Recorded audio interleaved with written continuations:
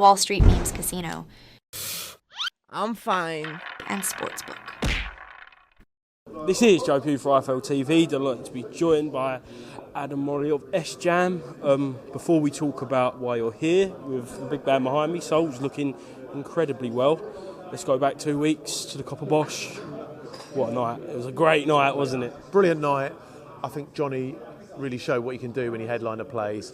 I think you were there, Joe. You saw the atmosphere. It's an incredible atmosphere. And to be producing that so early in your career and selling out arenas is incredible. Yeah, and obviously very quick turnaround. I was shocked. I was shocked that he was put on the Manchester card. I know Eddie Hearn said it in the post-fight press conference. He could fight on that card, but yeah, come as a bit of a shock, but great to get him back out so quick. Yeah, look, when you're a good ticket seller like Johnny and you've only boxed 1 round and 30 seconds in a year, you want to get out straight away. He provides value everywhere he goes, so Manchester it is. Level of opponent? Good, solid, international name. How hard is it to match Johnny? I think you've got a promoter like Matchroom back in Johnny Fisher, becomes a lot easier. Shout out to Eddie, Frank and Tom Dallas there. They want to build him and they want to build him the right way. So it becomes much easier when you have an when you have a promoter that is really backing your guy. So hopefully, fingers crossed, we might see him in a few rounds. Obviously, we love the show rule knockouts, but for the benefit of his career, you want him to get tested a little bit. The right opponent now is an international opponent that will take him rounds. That's what we want. We don't want someone to turn up and Johnny does another 1 round job. That's not what we want. We want someone to test him. He's growing on the job. Didn't have the amateur background, so that's the right match now.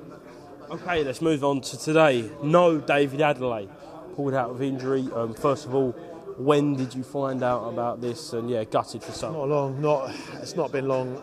A couple of weeks ago, we were supposed to fight Adelaide in March. That got moved.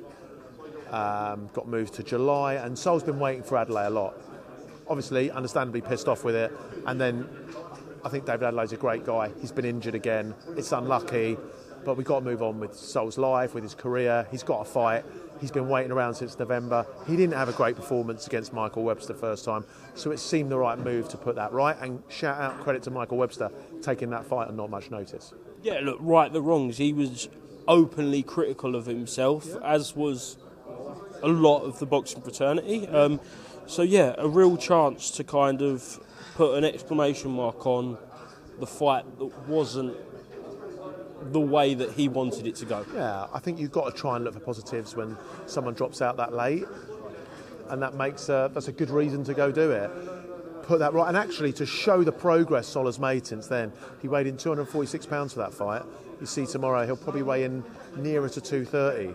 It's a lot trimmer, he's going to be a lot faster, and hopefully he will show why he should be considered amongst Wardley and Clark at that top of that British level, below world level.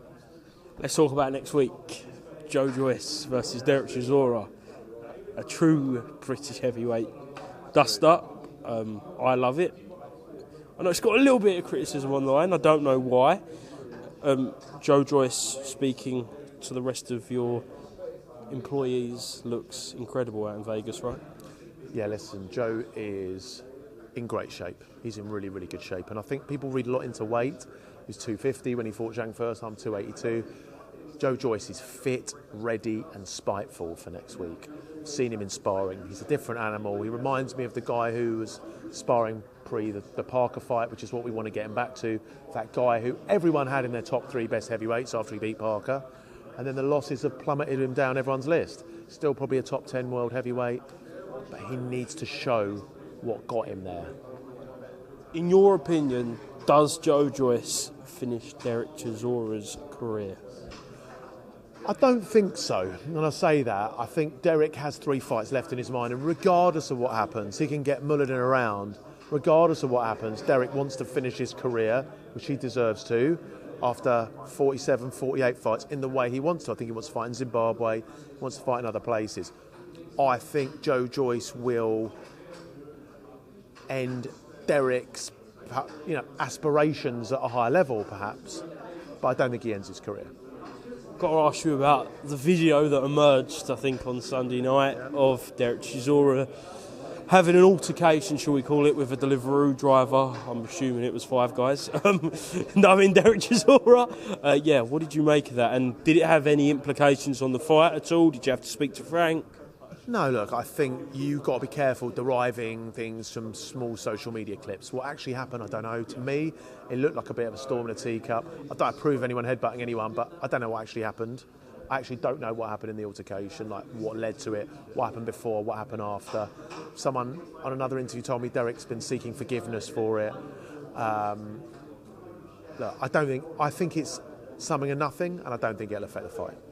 When something like that does happen, and when you do see that, whether it's in context, out of context, that was very much out of context. What was it? A 10-second clip of probably what was a minute scenario at least. So when you see something like that, does that kind of worry you, what might come out, and to see if it did affect it? I mean, yes, something like that happening would worry me, but when I instinctively saw it, I thought it was like nothing anyway. So I wasn't worried at that time. You know, if Derek had, knock someone out in the street, of course that would worry me. He'd be in big trouble with the board and the fight probably wouldn't happen. But I think it was at a level well below that. Last one, Junaid Boston. Updates, please. Ordered to fight, well, he was going to fight Lee Cutler. Lee Cutler vacated. Ordered to fight Ishmael Davis. And that's a fight he's not going to back away from. So as we sit here now, Junaid Boston calls me up and keeps telling me how much he wants that fight. So that fight's going to happen. Great fight. Yeah, that fight's going to happen, but it's got to be for the right money. And look, I speak as a manager of a really up-and-coming, one of Matchroom's best talents. It's not a fight I would have picked. It's not a fight I would have picked now. Great for the fans, great for Eddie, great for Frank, but it's a risky fight. And at this stage, the guy's 22 years old, absolutely lighting it up, making easy work of a terrific guy like Jack Martin. I don't want to risk Junaid in that way, and I'm sure Grant Smith, I've spoken to Grant, feels the same. But when you've been ordered to fight someone and you have guys who Junaid will never back down, those two guys might be on a collision course. So that's where we are at the moment. You say great for Eddie. Is it? Because we know Junaid has been one of his star prospects from debut, and then he's just signed Ishmael. So is it the right fight? Yeah, look, it's great for Eddie because Eddie's here to put on great fights for the public, right? And that's his job as a promoter. And, promoters will tell you, Frank Warren will tell you, Eddie will tell you, there's nothing wrong with two guys, younger guys, facing off early in their careers because both can move on. Very different, but you saw it with Joe Joyce and Daniel Dubois. Daniel Dubois got beat, moved on, become a world champion. So that's what a promoter will tell you.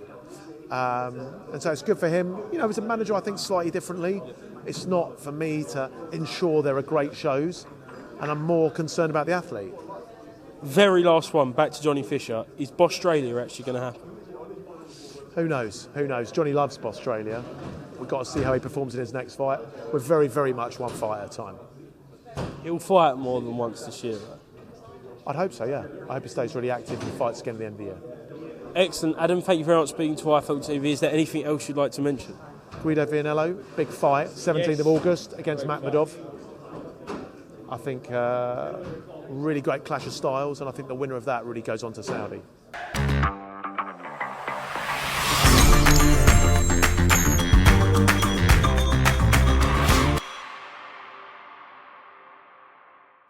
Wall Street Memes Casino I'm fine. and Sportsbook.